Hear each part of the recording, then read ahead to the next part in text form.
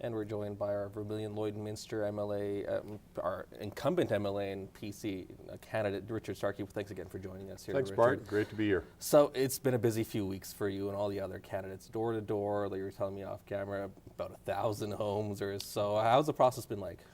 Well, it's a busy time. It's a 4-week campaign, and we have a large constituency to get out to, and it's a time to engage with the voters and to hear what's on their mind, what their concerns are. In some cases, answer questions that they might have about government policy or the recently introduced budget. And I enjoy it. It's a good time to reconnect with constituents, and I've certainly made a lot of friends and gotten to know a lot of people around the constituency. So I quite enjoy it. And just weeks before we finally go to the polls in May, how stressful, how challenging is this right now?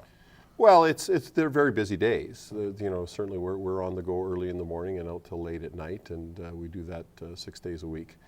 But in many ways, it's not a lot different from the time you spend as an MLA. I spend very long days when I'm working either in Edmonton or here in the constituency. Typically 18-hour days is fairly common. And I guess in that regard, being in veterinary practice was a good way to get prepared for that, because the days that we had in practice were very busy as well. And so what are people talking about when you're going door to door? What are issues that are important to this community? Well, there's a variety of issues, some of them with provincial reach, with regards to questions about the budget, or some of the questions about our overall fiscal situation and the measures that were announced in the budget to address those.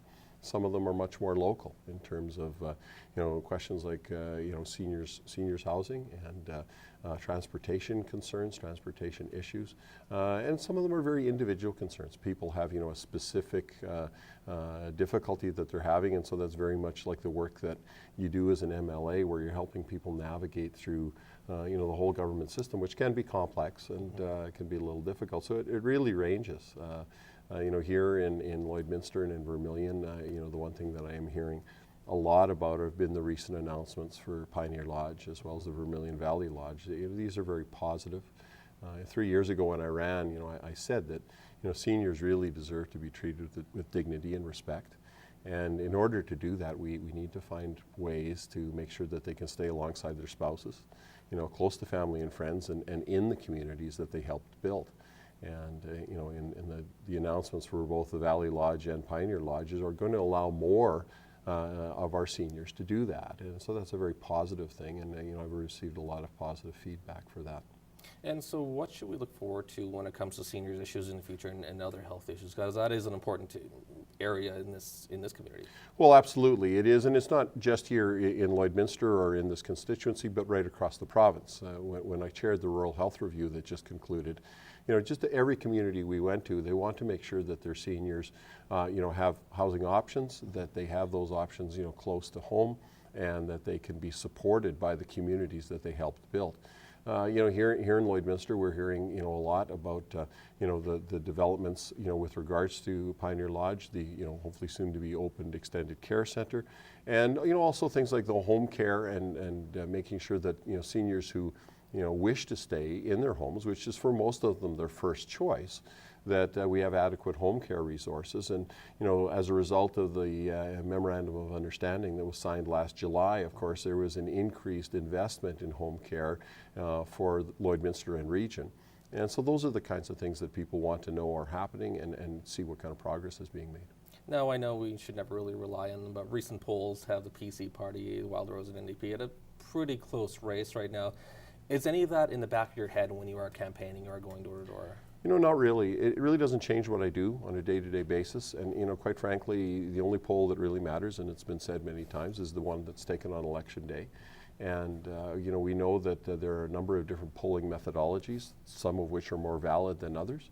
And that certainly in the last election and in many recent elections, not just in Alberta, the polls have been not very accurate in terms of predicting the results. So no, I don't quite frankly spend a great deal of time. To me, the response I get knocking on doors or meeting people in various locations is the kind of polling that's important to me, because it tells me what the voters in this constituency are thinking and what they're telling me, and so that's what I rely on. And finally, I'll end on the simple question, why the PC party? Why should residents go on May 5th and vote for the PCs and Richard Starke? Well, as far as the party goes, we have a plan that is a balanced, prudent plan going forward in terms of balancing cuts in expenditures, which need to be brought down to closer to the national average. We are spending much higher than the national average, but also increases in revenue in very carefully selected areas that allow for a fiscal foundation that is more stable and much more resilient to the fluctuations in world oil prices, which we know we can't control, nor can we predict them. And so only the PC party has got a balanced plan to do that, using the right balance of both expenditure cuts and revenue increases. Specifically with regards to candidacy, in the last 3 years, I've been privileged to serve this community and the constituency. I've developed, I think, a higher degree of skill and respect amongst both my colleagues and members of the opposition. And those are relationships that are important to your effectiveness as an MLA when you're dealing both with local and provincial issues. I've enjoyed it. It's been a great privilege for me, and I would certainly be honored if the voters were to elect to return me to Edmonton.